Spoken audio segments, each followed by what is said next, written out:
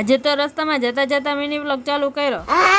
સ્વાગત કરતા તો ભૂલી ગયા, એટલે સ્વાગત છે તમારા બધાનું મારા નવા મિની વ્લોગમાં. ને આજે તો અમે જાવી છીએ સુરેન્દ્રનગર. BMW માં બેસીને પછી અમે પૂછી ગયા બસ સ્ટેન્ડે, અને હા તમે ઓલો 10 મણનો પંખો જોઈ લ્યો. આવો તો પંખો તમે કદી ભાયરો નહીં હોય. 2 કલાક બસ મોડી હતી ને, તો 2 કલાક બસનો વેઇટ કરીને ફાઇનલી સૌથી છેલ્લી બારી સીટ મળી ગઈ છે. હરામી હો બેટા.